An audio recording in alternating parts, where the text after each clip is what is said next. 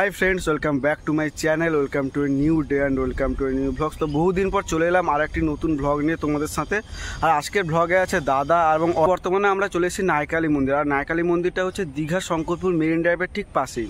তো আজকে আমরা এসেছি নাইকালি মন্দির, তোমাদেরকে ঘুরে দেখাবো এবং তার পাশাপাশি যেসব জিনিস পার্ক আছে একটু ছোটো করে, এবং সমস্ত কিছু অল ইনফরমেশান তোমরা এই মন্দিরের সম্পর্কে আজকের এই ভিডিওতে পাবে। এবং সাইড ভিউগুলো তোমাদের আমরা ঘুরে ঘুরে দেখাবো। অনেকে তোমরা নাইকালি মন্দির আসো, কিন্তু নাইকালি মন্দিরের যে আরও সাইড ভিউ রয়েছে সেটা তোমাদের আজকে দেখাবো। ঠিক আছে, তো ব্লগটা তোমরা স্কিপ করবে না, কন্টিনিউ দেখতে থাকো। আর ভালো লাগলে একটা like, comment, share and subscribe করতে কিন্তু ভুলবে না ফ্রেন্ডস, সেটা মন থেকে দিবে। চলো লেটস স্টার্ট। দেখতে পাচ্ছ নাইকালি মন্দির এবং পাশে ছোট্ট পার্ক। আর এখানে বর্তমানে কনস্ট্রাকশনের কাজ চলছে, দেখতে পাচ্ছ দীঘা শঙ্করপুর মেরিন ড্রাইভ। এবং এর পাশে কিন্তু তোমরা দেখতে পাচ্ছ ছোট্ট করে একটা জেটি আছে, এখানে দাঁড়িয়ে আছে। এখান থেকে বিভিন্ন মাছ টাছ আরও ধরার জন্য সব জেটি আরও বেরিয়ে যায়। আর পাশেই কিন্তু এখানে সুন্দর অসাধারণ একটা ভিউ তোমরা এখান থেকে লক্ষ্য করতে পারবে। আর বর্তমানে দেখো তোমরা এখানে দীঘা শঙ্করপুর মেরিন ড্রাইভ, এবং ঠিক এখানটায় হচ্ছে মা নাইকালির মন্দির। ঠিক এই মন্দিরের সামনে কিন্তু প্রবেশ করার আগে দেখতে পাচ্ছ বর্তমানে এখানে কনস্ট্রাকশনের কাজ চলছে জোর কদমে। এবং এখানটায় কিন্তু দেখতে পাচ্ছ ফোয়ারা, আর এই ফোয়ারার কাজটা এখনও চলছে। তো পুরো কাজটা কমপ্লিট হওয়ার পরেও কিন্তু এটা সৌন্দর্য আরও বেশি করে আসবে। তো দেখতে পাচ্ছ এখানে কাজ চলছে বর্তমানে। ছোটো করে মনে হচ্ছে না একটা গ্যালারির মতো একটা হচ্ছে। তো কী হবে না হবে সম্পূর্ণটা কাজটা কমপ্লিট হওয়ার পর কিন্তু দেখা যাবে। আর এটা হচ্ছে মন্দির, এটা হচ্ছে কিন্তু অফিস ঘর। আর এখানে কিন্তু ভোগ আরও তোমরা ভোগ রান্না হয় এখানটায়। এটা হচ্ছে অফিস ঘর, এবং এখানে ছোটোখাটো অনেক দোকান আছে, বাইরেও আছে অনেক দোকান, ভিতরেও দোকান আছে। বন্ধুরা, তোমরা যারা বর্তমানে মন্দিরে আসো এবং মন্দিরে এসে পুজো দিবে ভাবো, তো পুজো দিতে গেলে কিন্তু তোমার এখানটা কিন্তু ডালি আরও এখানে বিভিন্ন দামের ডালি পাওয়া যায়। এবং ডালির মধ্যে কিন্তু সব কিছু তোমরা পাবে, যেমন ঠাকুরের ভোগ পাবে, তেমনই ক্ষেত্রে তোমরা সিঁদুর, আলতা, ধূপ, ফুল, বেলপাতা সমস্ত কিছু তোমরা কিন্তু এই ডালির মধ্যে পাবে। শুনতে পেলে 95 টাকা, 95 তো হ্যাঁ 95 টাকা ডালি। এটা হচ্ছে ডালির মধ্যে কী কী রয়েছে দেখো, তোমাদের দেখিয়ে দিই। সিঁদুর রয়েছে, বেলপাতা, ফুল, ধূপ, আর আলতা হতে দেওয়া থাকে। আলতা নেই, আলতা লাগে না, সরি। আর তো দেখো এখানে ধূপের প্যাকেট কত রয়েছে বন্ধুরা, দেখতে পাচ্ছ এখানটায় রয়েছে সিঁদুর রয়েছে, যেমন ধূপের প্যাকেট। তো এখানে আলতা দেওয়া হয় না। শনিবার থেকে মঙ্গলবার অবধি এখানে দুপুরে অন্নভোগের ব্যবস্থা থাকে।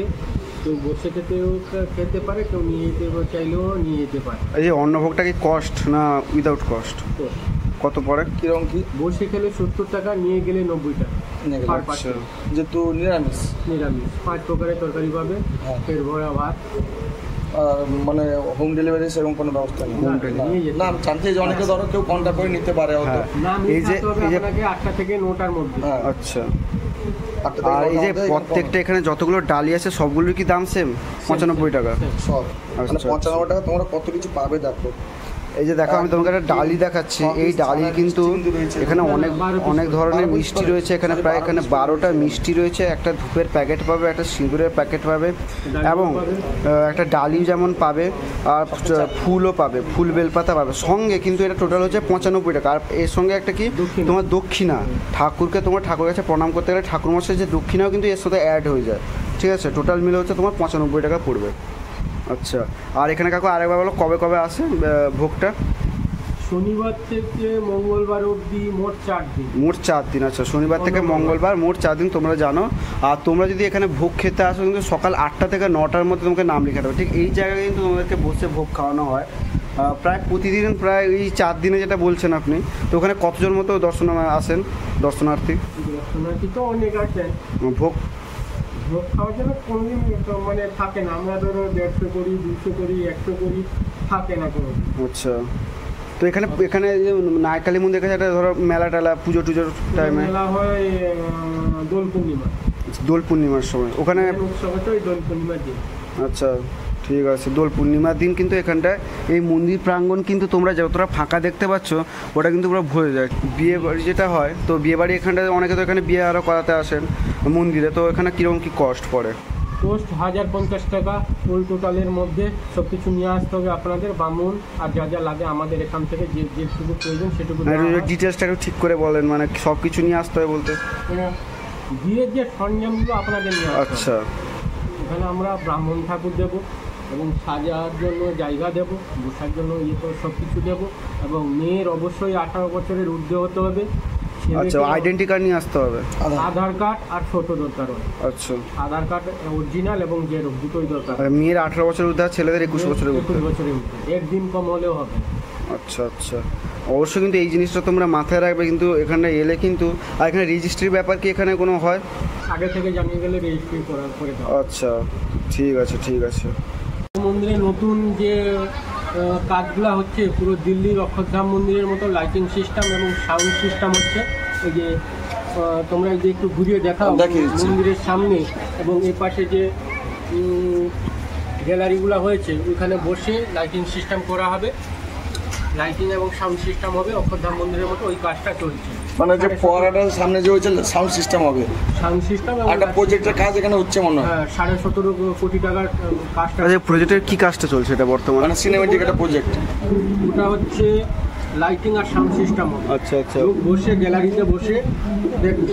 এগুলা বর্তমানে আপনারা দেখছেন আমরা যেখানে বসে আছি, এবং বিশ্রামাগার আছে, এগুলোও ভেঙে দেওয়া হবে এবং সাজিয়ে তোলা হবে। আমরা বর্তমানে মন্দিরে প্রবেশ করব। ঠিক মন্দিরে প্রবেশ করার কিন্তু ঠিক আগেই হচ্ছে এটা নাট মন্দির।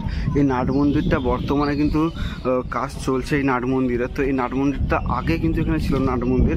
তো এখানে বিভিন্ন ভক্তরা এসে এখানটায় বিশ্রাম করেন এই নাট মন্দিরে। এবং এই নাট মন্দিরে কিন্তু বিয়ে আরও সব কিছু প্রায় বলতে গেলে হয়। এখনও হয়তো কাজ চলছে, সেই কারণে তোমরা দেখতে পাবে না।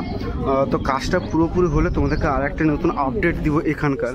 আর এই হচ্ছে মা নাইকালী মন্দির। আর ঠিক পাশেই কিন্তু রয়েছে ছোট্ট করে একটা পার্ক, বাচ্চাদের খেলার জন্য, সবার জন্য ছোট্ট করে একটা পার্ক রয়েছে। তো আমরা এখন মন্দিরের মধ্যে প্রবেশ করব এবং চলো এবার আমরা মায়ের কাছে যাই একটু। বর্তমানে দেখতে পাচ্ছ মা নাইকালী মায়ের মন্দির। তো এই হচ্ছে আমাদের মা, খুবই জাগ্রত আমাদের মা নাইকালী মন্দির। তো আমি যদি তোমাদের একটু ভিতরটা দেখাই, জাস্ট অসাধারণ কিন্তু এটা হয়েছে, সুন্দর খুব হয়েছে। এবং আর মামা আসেন তো হচ্ছে মা নাইকালী মায়ের মন্দির। না তুমি ভাই যাও না, ভাই তো সে পোষাই যাও মোটা দিকে। হ্যাঁ, দেখতে পাচ্ছ এটা হচ্ছে মা নাইকালী, খুবই জাগ্রত মা ইনি। তো এখন আমরা এসছি। না হলে এখানে দোকান আছে, পয়সা দিয়ে আনতে পারে না, নতুবা অসুবিধা কিছু থাকলে আমাদের যারা নাম্বার নিয়ে রেখেছে যে ঠাকুরমশাই আমাদের একটা 1000 টাকা কি 500 টাকা ভোগ করে রাখুন, আমরা 11টার দিকে যাচ্ছি। আমরা বাজার আমাদের থাকে, আমরা করে দিই রান্না, ওনারা এসে একটা নামগোত্র কুয়ে টাকা পয়সা দিয়ে।